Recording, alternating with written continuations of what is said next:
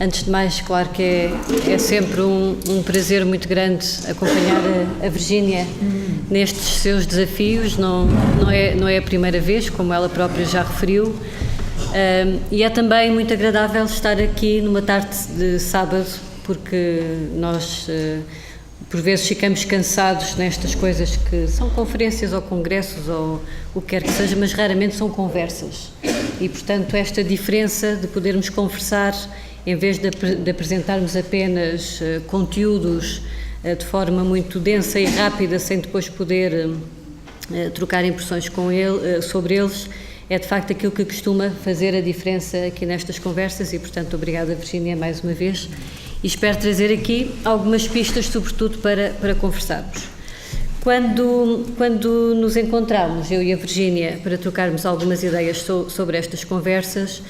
aquilo que me ocorreu poder aqui agregar como vários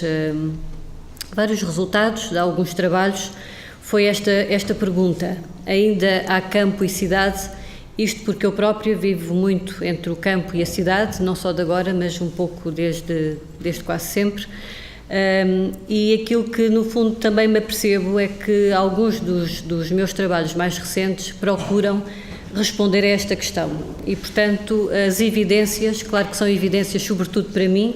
porque procuro refletir sobre esses resultados, mas a oportunidade agora de os discutir convosco é também muito, muito agradável e muito importante. Isto passa assim, está tudo bem. Portanto, eu selecionei 3 trabalhos relativamente recentes, um de 2011, outro de 2012 e outro de 2013,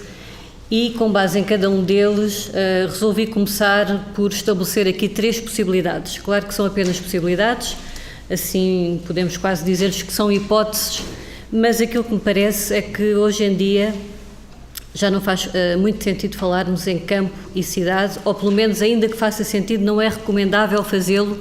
porque há sérias consequências que daí advêm. E porque é que não é conveniente fazê-lo? Parece-me a mim que não há cidade e campo, aquilo que há é território e paisagem,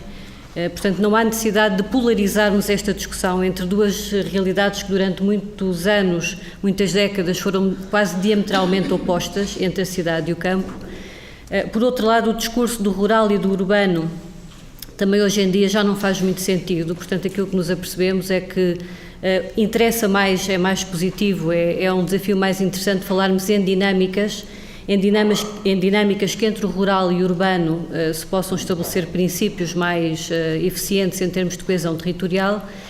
E a terceira proposta de resposta à pergunta se há cidade ou campo é que não há campo nem há cidade, há sistemas, e muito na sequência daquilo que a Margarida também disse, há sistemas que têm que funcionar de forma integrada. Portanto, isto é apenas um começar com base nestas 3 propostas de discussão. Portanto, a primeira hipótese baseia-se muito naquilo que foi um trabalho que fizemos em 2011, e que se chama a paisagem na revisão dos planos diretores municipais. Portanto, esta preocupação de que a paisagem, de facto, é um conceito francamente virtuoso, mas que para ter uma aplicação efetiva, muitas vezes tem que ser vertida o conceito sobre algo que tenha de facto uma influência direta sobre a gestão do território. E fizemos este trabalho a pedido da ex-Direção-Geral do Ordenamento do Território e Desenvolvimento Urbano, que agora é a Direção-Geral do Território, e foi-nos pedida esta encomenda para também refletirmos no modo como uma coisa que temos já há alguns anos, que é a Convenção Europeia da Paisagem, e que nos ajuda a enquadrar, até do ponto de vista legal, esta questão do que é e para que serve a paisagem. E era por aqui um pouco que começava. Portanto, a paisagem, ainda que tenha nascido muito relacionada com a pintura e com a representação pictórica a partir do Renascimento, de facto, nos tempos que correm já estamos um pouco distantes desse cenário pictórico, em que, de facto, a paisagem é algo que tem que ver com uma construção social. E, portanto, esta Convenção Europeia da Paisagem, que é uma iniciativa do Conselho da Europa que a partir do ano 2000 nos veio transmitir uma outra ideia acerca de paisagem. E diz a Convenção de que a paisagem designa uma parte do território, tal como é apreendida pelas populações e cujo caráter resulta da ação e da interação de fatores naturais ou humanos, e eu acrescento sempre ao longo do tempo. Portanto, esta ideia de paisagem, este conceito, acaba por trazer-nos aqui uma série de novas pistas que até agora muitas vezes não considerávamos. Portanto, esta Convenção foi transcrita para a nossa normativa nacional em 2005 e tomou a força de decreto. E, portanto, isso quer dizer que a partir pelo menos de 2005, por força legal, existe um compromisso do governo português de implementar aquilo que são os princípios e os postulados desta Convenção. E aquilo que é muito interessante é percebermos de que a paisagem acaba por ser algo que desempenha um bem-estar individual e social, entendido tanto no sentido físico, psicológico como intelectual. E, portanto, neste sentido, toda a gente deve ter direito a uma paisagem de qualidade, porque toda a gente tem direito a usufruir deste bem-estar, seja do ponto de vista individual, seja do ponto de vista coletivo. Para além disso, também nos diz esta Convenção que a paisagem é um bem público e, portanto, se é um bem público, tem que ser tratada como tal. E ainda um outro aspecto extremamente importante é que a paisagem não deve merecer apenas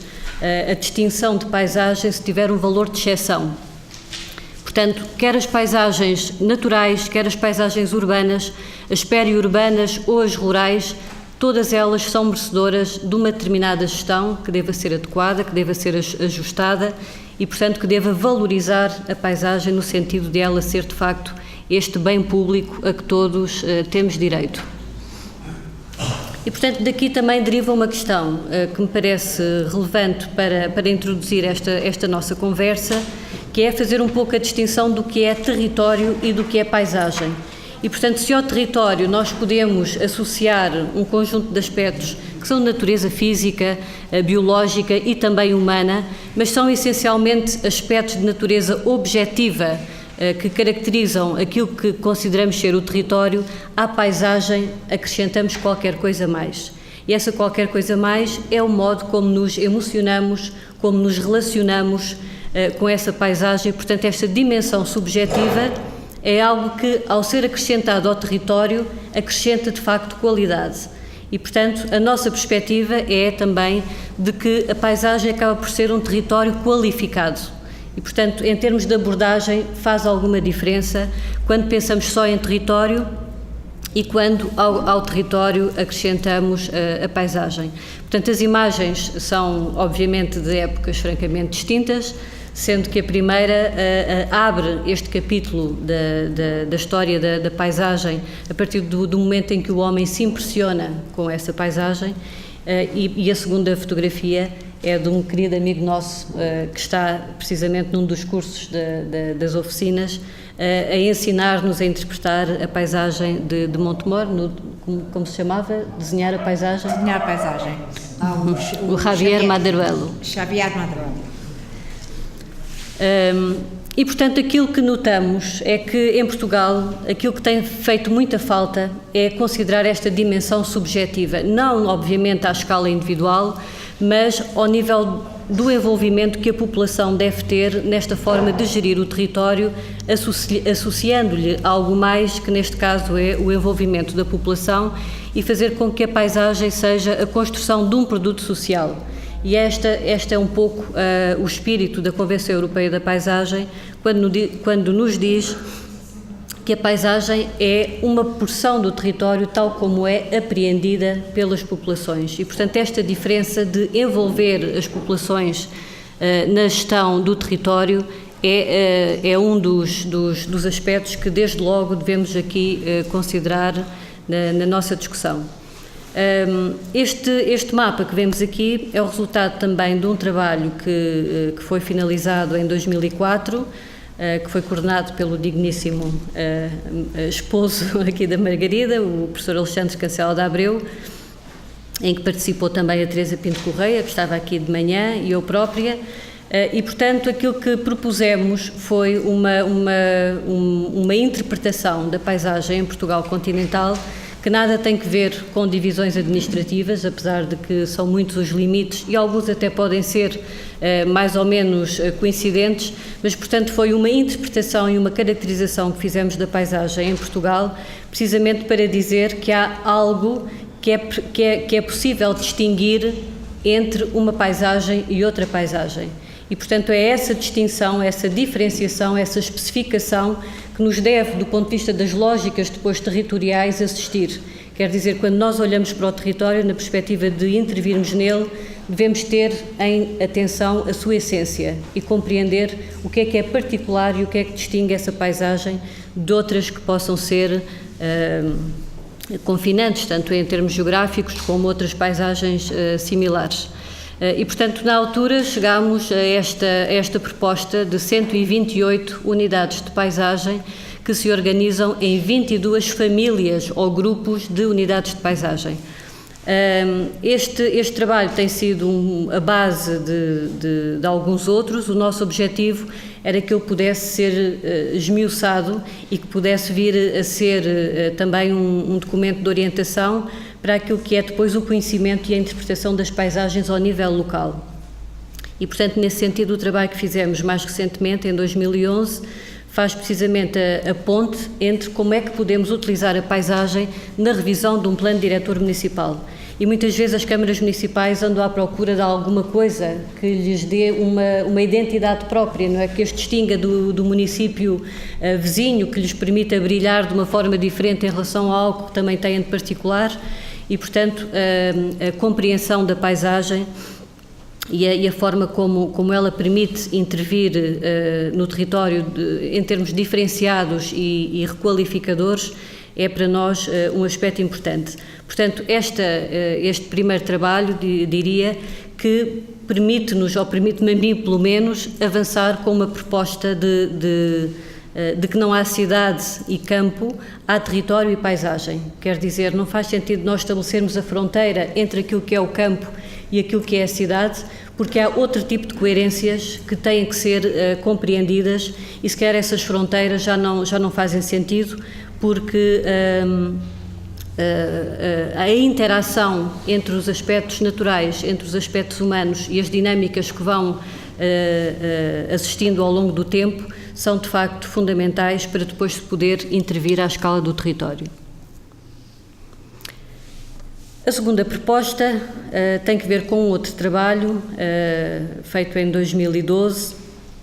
e que reflete precisamente acerca do modo como as redes de base ecológica, portanto, como a Margarida também já referiu, é sempre uma preocupação nossa no âmbito da arquitetura paisagista e do ordenamento do território, perceber como é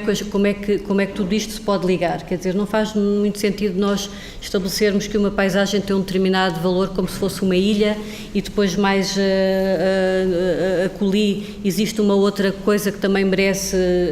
cuidados em termos da forma como deve ser gerida. Portanto, o que faz sentido é encontrarmos uma articulação, uma rede de base territorial que ponha de facto o território a funcionar com uma dinâmica e com uma lógica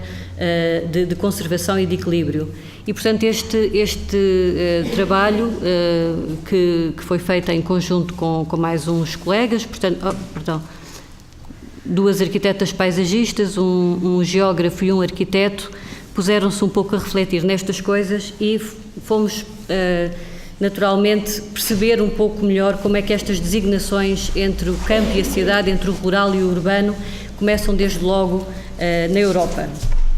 E, portanto, quando olhamos para estas duas formas de representar, uma delas a densidade populacional e outra as tipologias do rural e do urbano na Europa, percebemos que há aqui alguma contrariedade. Por um lado, o centro da Europa, profundamente e densamente ocupado e habitado, e depois as nossas periferias, em que aparecem vagamente ali os nossos picozinhos dos centros urbanos do litoral. Mas depois, quando olhamos para o mapa que nos distingue entre os verdes e os vermelhos, sendo os verdes os rurais e os vermelhos os urbanos, e algures ali umas manchas mais neutras, que serão áreas mais de transição, é claro que a primeira leitura que temos é ainda de uma Europa rural. Apesar de tudo, portanto, a Europa tem uma predominância em termos de território e em termos de dinâmicas rural. Mas o que é um facto é que vivemos nesta era de mega urbanização e, portanto, a nossa tendência é para que este rural fique cada vez mais esvaziado de gente e para que o urbano seja cada vez mais densamente povoado. Aqui aparecem umas coisas estranhas. Portanto, aquilo que quisemos ver é, neste contexto entre o rural e o urbano, o que é que se passa efetivamente em Portugal.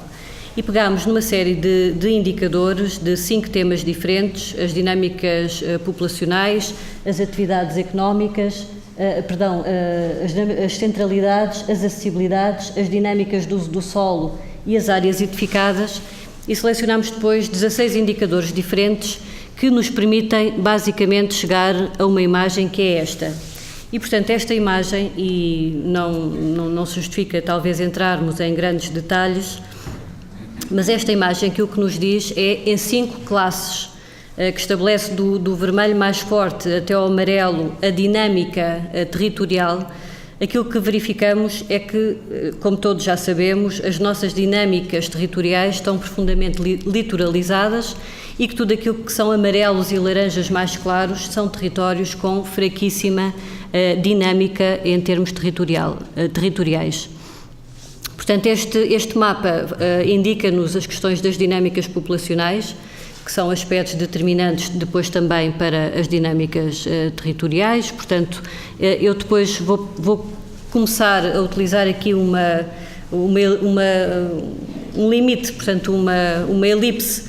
que já vão perceber porquê, e portanto toda a gente percebe que a elipse está a algures entre Lisboa e Évora. E, portanto, o interessante, na altura, quando fiz este trabalho, a preocupação não era essa, simplesmente desenhei agora este limite para nos focar um pouco na nossa discussão. Portanto, o que nós verificamos é que temos o grande polo das áreas metropolitanas de Lisboa e do Porto, e depois temos uma série de cidades de média dimensão que ainda aguentam alguma dinâmica, portanto, alguma expansão da dinâmica metropolitana que se vai fazendo chegar a estas cidades de média dimensão. E quando olhamos para o sul, portanto, essencialmente, portanto, o Alentejo, aquilo que percebemos é que há um densificar, portanto, das classes, neste caso de dinâmicas populacionais, que vem a algures até Évora e que passa necessariamente por Montemor.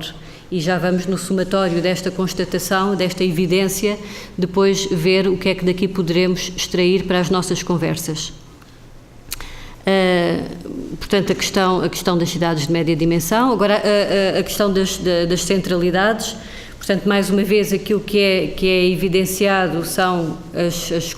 a concentração das centralidades no litoral e depois, vagamente, alguns polos dinamizadores no interior.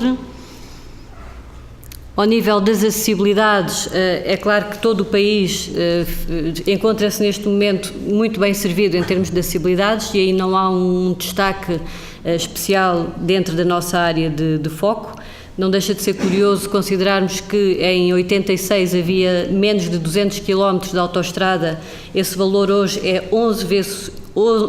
vezes superior, portanto estamos amplamente servidos em termos de acessibilidades. Em termos das dinâmicas do uso do solo, portanto entre 2000 e 2006, que são os últimos dados que nos foi possível trabalhar a nível nacional, apenas 8,6% do nosso território sofreu modificações no uso do solo. Essas modificações têm que ver sobretudo com a consolidação da malha urbana existente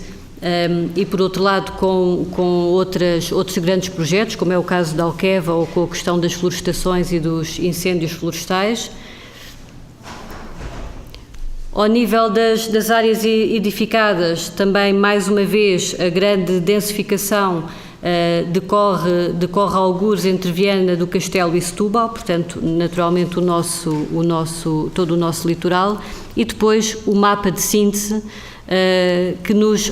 ajuda, mais uma vez, a perceber que há uma espécie de raio de influência entre Lisboa e depois algures umas cidades de média dimensão, que a norte é sobretudo Santarém e depois Évora, com a linha que passa por Montemor, e depois daí para baixo há uma fragmentação e há uma desestruturação maior daquilo que possa ser a continuidade de dinâmicas territoriais. No conjunto, é algo preocupante verificarmos que, se considerarmos estas 5 classes de dinâmica territorial, e, portanto, digamos que da terceira para baixo, 78% do nosso território tem uma fraca dinâmica territorial. Quando olhamos para o Alentejo, essa percentagem sobe algures para os 96%. E, portanto, quando pensamos quais é que são as cidades que têm capacidade de subsistir no futuro, quais é que são aquelas que ainda aguentam esta dinâmica, onde é que estão localizadas e porquê é que aguentam esta dinâmica, de facto, estes dados, a maior parte deles são indicadores de 2011, portanto, são dados muito recentes, são preocupantes. E aquilo que verificamos, de uma forma geral, é que Montemor encontra-se, algures, num limite de uma bolsa, que iremos agora a seguir designar como região funcional, e, portanto, quer em termos de distância, quer em termos das dinâmicas que se verificam por projeção da área metropolitana de Lisboa numa área de ação mais alargada, portanto, Montemor é até onde essa influência ainda se pode fazer sentir com alguma evidência. E, portanto, de onde é que deriva agora, para onde é que deriva agora a nossa discussão? É que efetivamente a nossa gestão territorial e a forma de entendermos a nossa abordagem ao território ainda está profundamente ligada às divisões administrativas e, portanto, os municípios ainda pensam muito naquilo que são as suas fronteiras, as regiões divididas em NUTS 3 também ainda conseguem dialogar muito mal com aquilo que são as regiões confinantes e, portanto, o nosso território, que é pequeno e muito diverso, ainda tem estas capelinhas todas muito baseadas naquilo que são as divisões administrativas. E, portanto, talvez porque a nós que temos a visão da paisagem e que temos aquele mapa que vos apresentei anteriormente como mais válido, como mais significativo para um entendimento aprofundado do território do que este das divisões administrativas, parece-nos que é importante começarmos a desenvolver outro tipo de lógica em relação ao modo como consideramos efetivamente a gestão territorial. E, portanto, aquilo que neste trabalho fomos aprofundando foi até por consulta de outros relatórios, de outras tendências, nomeadamente de outros conceitos que neste momento informam as políticas que vão estar ativas agora no próximo quadro estratégico entre 2014 e 2020. Portanto, há uma tendência muito clara para começarmos a encontrar outras formas de organização territorial e, portanto, a isso designa-se a região funcional. Essa região funcional pode ter na base muitas coisas diferentes, pode ser uma bacia de emprego, em que as pessoas têm os seus movimentos pendulares e que se deslocam diariamente entre o local de trabalho e a sua residência, mas também pode ter uma base ecológica, e pode ser uma bacia hidrográfica ou uma subbacia, que, pela forma como os seus sistemas funcionam e se organizam, pode estabelecer uma lógica e uma eficiência territorial diferente. E, portanto, neste sentido, a forma como pensamos o campo e a cidade, mais uma vez, deixa de ser com base em fronteiras e deixa de ser com base nestas visões polarizadas e, portanto, as relações que se devem estabelecer entre um e outro contexto podem ser tanto de pendor urbano ou rural, como rural ou urbano, como de natureza transversal e, portanto, aquilo que perspassa é a necessidade de uma visão holística do território, portanto, uma capacidade de ver as coisas de forma integrada, que é, em grande medida, aquilo que nós já sabemos e que aprendemos em relação àquilo que é também a ideia de paisagem. Há cerca de um mês, no final de outubro, portanto, a OCDE tem sido muito ativa nos documentos que tem produzido ultimamente em relação a esta necessidade, portanto, de encontrarmos outras formas de organização territorial que fundamentem as nossas opções em termos de gestão. e, portanto, publicou este relatório que se chama Parcerias Rural-Urbanas.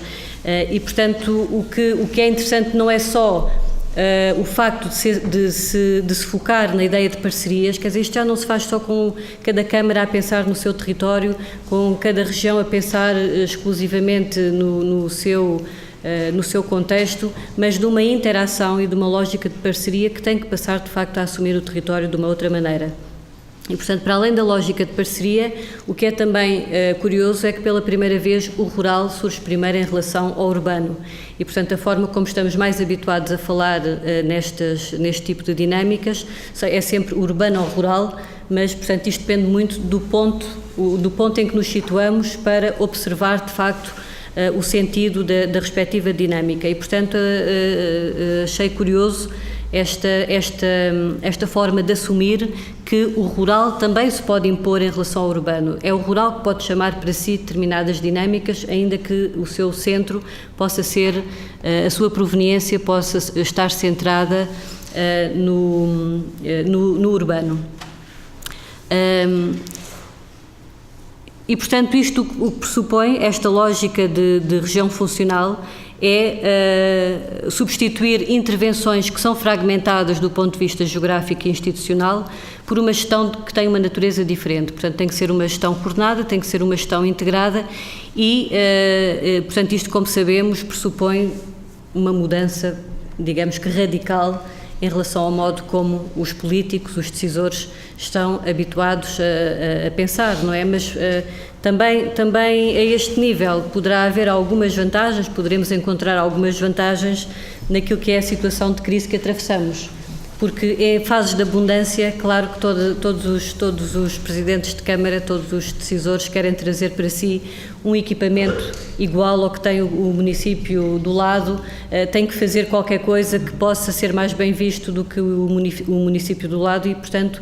em época de escassez, provavelmente, em vez de haver esta competitividade um bocado irracional, terá que se passar por encontrar uma forma mais eficiente e formas de cogestão também mais interessantes. Portanto, a adoção desta ideia de região funcional, aquilo que pretende é incentivar formas de cooperação, criação de sinergias, com vista a uma melhor gestão dos efeitos de polarização urbana sobre os espaços envolventes, uma maior coordenação entre atores urbanos e rurais, uma melhor integração dos diversos tipos de redes e infraestruturas que ligam espaços urbanos e rurais e também uma nova forma de considerar problemas e prioridades das áreas rurais por parte dos decisores urbanos e a criação de economias de escala para iniciativas rurais. Portanto, é uma nova forma de nos posicionarmos, não em relação a vincarmos necessariamente o nosso perfil, somos urbanos ou somos rurais, já não somos, a maior parte de nós que vive nesta sala, com certeza que mais do que uma vez por semana, eventualmente, viaja entre Montemor e Lisboa, precisamos absolutamente de beber daquilo que a cidade nos pode dar, precisamos também de usufruir daquilo que uma cidade de pequena dimensão também nos pode oferecer. E, portanto, já não somos urbanos, já não somos rurais, somos uma mistura de várias coisas, que a Montemor é um contexto muito apropriado para, portanto, encontrarmos esta quase mestiçagem, não é? Quase um caso de mestiçagem urbano-rural ou rural-urbana. E, portanto, a primeira imagem é do mapa de síntese que vos mostrava antes sobre as dinâmicas territoriais. A segunda imagem foi uma tentativa que fizemos também neste trabalho de harmonizar aquilo que é praticamente inarmonizável, que são as várias estruturas de proteção e valorização ambiental que cada um dos nossos planos regionais de ordenamento do território foi desenhando e que este é o mapa com uma preocupação de harmonização, porque o mapa original percebe-se que é uma manta de retalhos que não tem qualquer relação uma coisa com a outra e em que, portanto, se espelha esta ausência de capacidade de pensarmos no território em relação a uma coerência e não em relação a limites administrativos. E, portanto, destas estruturas de proteção e valorização ambiental, que estão definidas, portanto, em instrumentos de gestão territorial que se encontram, enfim, na maior parte dos casos, aprovados. Aquilo que estamos também a trabalhar neste momento é procurar saber como é que esta estrutura de base ecológica pode disponibilizar e como é que podemos valorar uma série de serviços que daqui possam sair como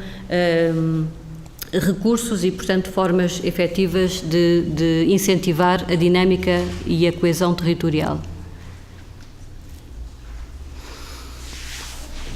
Por fim, a terceira proposta de resposta para a pergunta, se ainda há campo e cidade, e, portanto, desta vez não é tanto a questão da dinâmica, mas é a questão dos sistemas. E, portanto, há sistemas,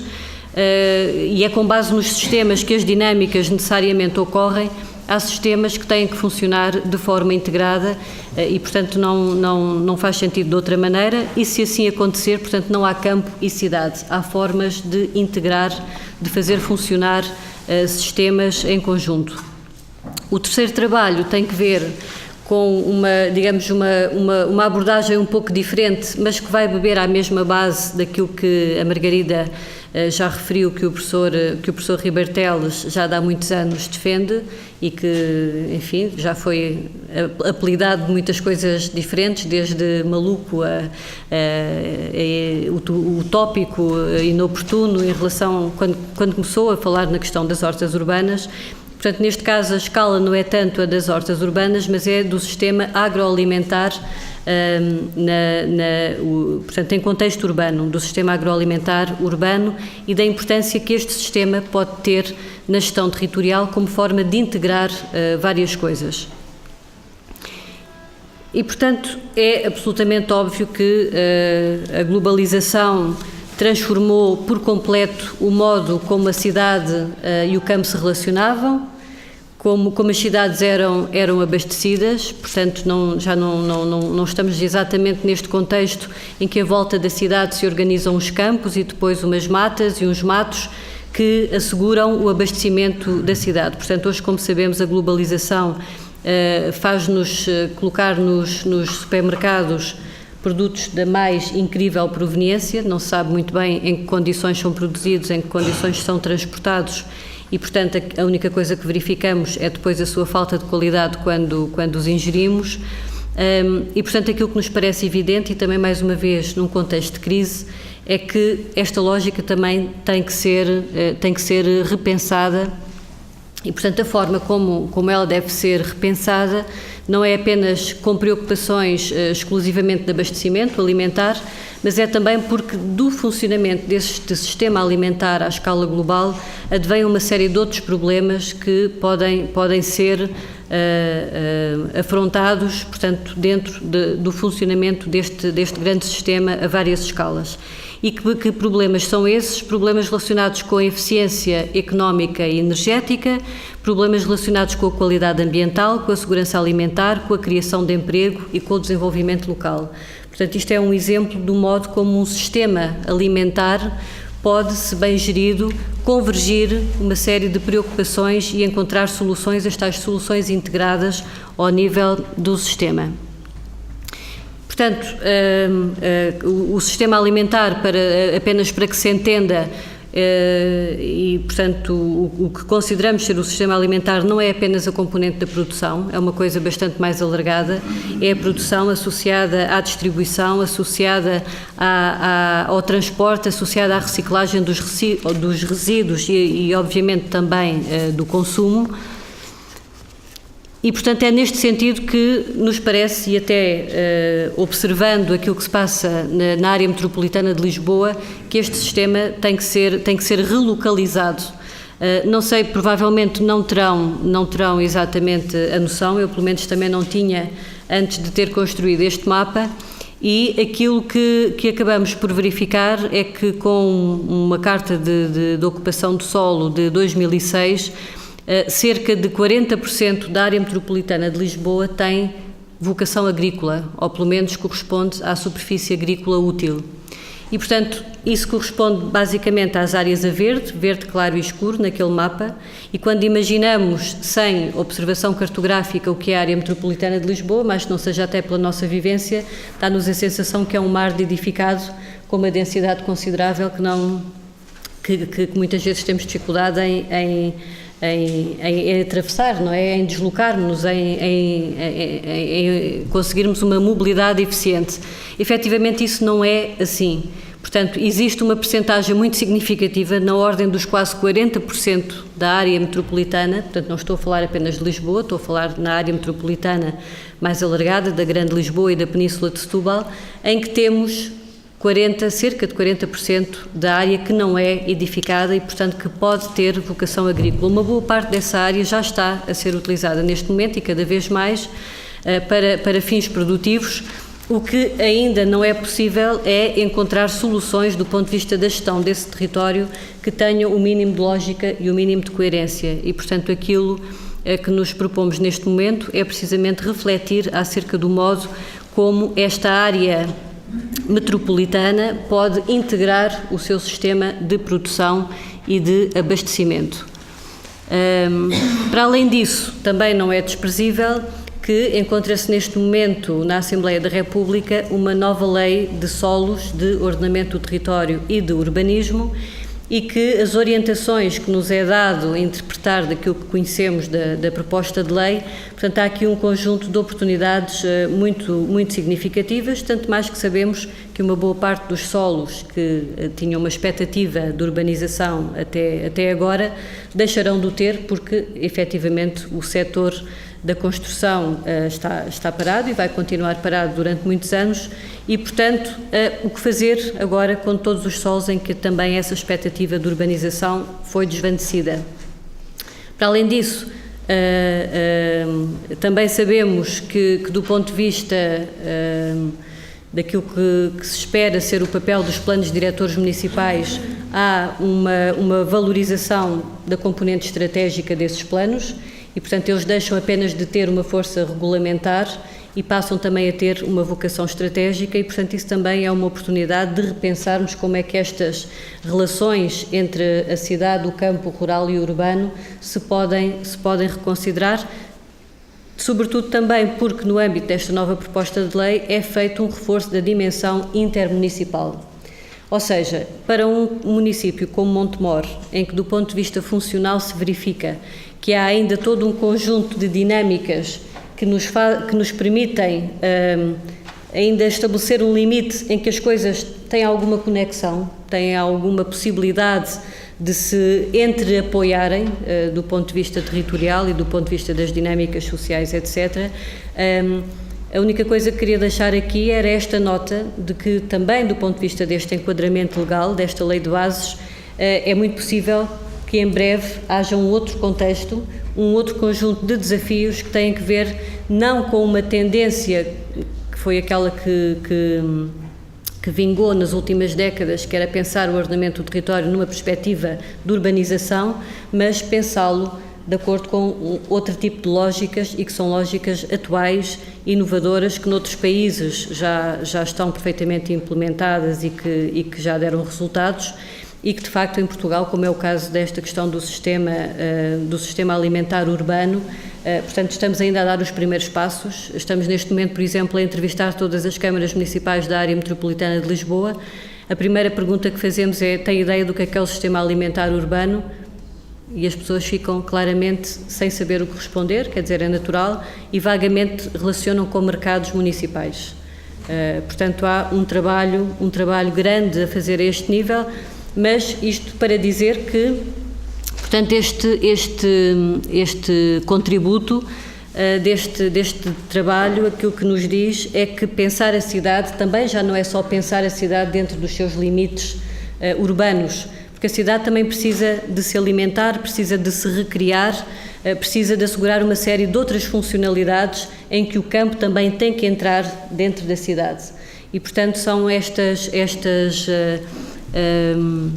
dinâmicas que em determinados países, quer dizer, esta ideia, por exemplo, um conceito que é designado de food shed, como sendo uma bacia alimentar, que nos Estados Unidos surge nos anos 30 e que só agora é que nós ouvimos o eco. Portanto, tratar este sistema alimentar como se fosse uma bacia alimentar, portanto, que tem que incluir uma série de valências, uma série de funcionalidades que, para alimentar a cidade, portanto, tem que se expandir por uma área bastante mais vasta.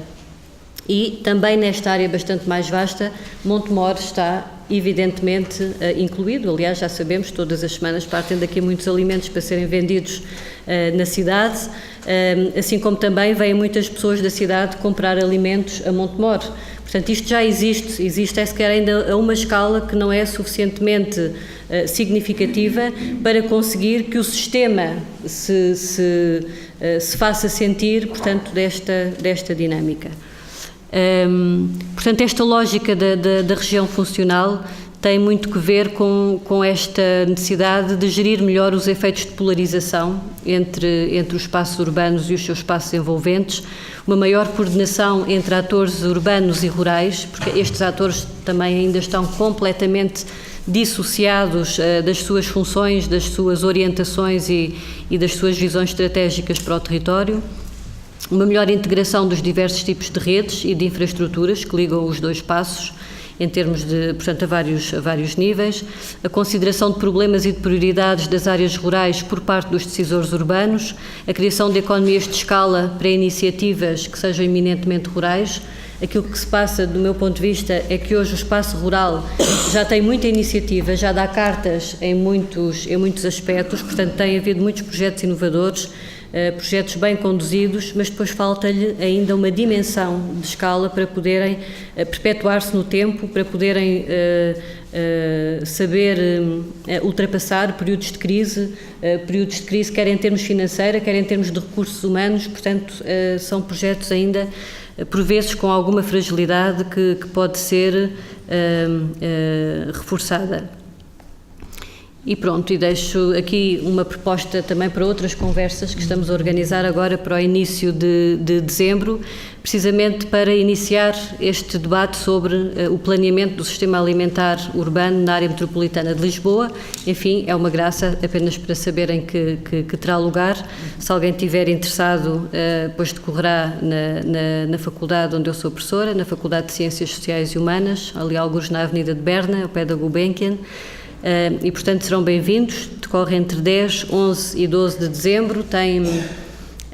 a presença de 4 parceiros internacionais, onde todas estas coisas já foram debatidas e já deram resultados. E, portanto, por esta razão, mais uma vez, me parece que, ainda que haja cidade e campo, já não faz sentido referirmos a eles desta maneira. Sobre as questões da tenacidade e da resiliência, e para terminar, encontrei este desenho que me pareceu algo engraçado, porque é uma forma de combinar as duas coisas, não é? Portanto, uma tenaz resiliente é qualquer coisa que tem a capacidade não só de se deformar e de restabelecer a forma inicial, como permite agarrar aquilo que queremos de facto trazer para mais próximo de nós. E também é interessante quando fazemos assim uma pesquisa muito rápida sobre tenacidade e resiliência, verificar que tudo isto nasce dos conceitos da física, não é? E, portanto, tanto uma como outra significa injetar energia num determinado material para aguentar uma força de impacto ou para aguentar uma distorção.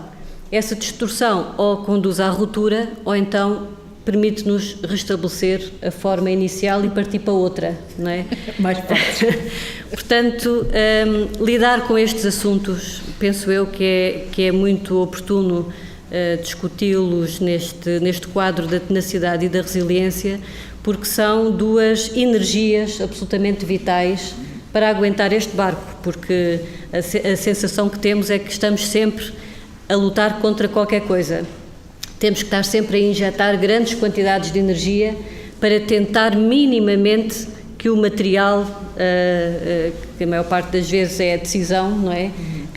Mas que o material em que pretendemos incidir possa minimamente moldar-se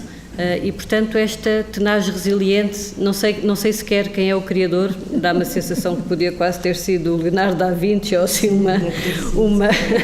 uma cabeça engraçada, mas, enfim, foi o desenho mais engraçado que arranjei para terminar aqui a minha proposta de discussão. Obrigada. Obrigada também.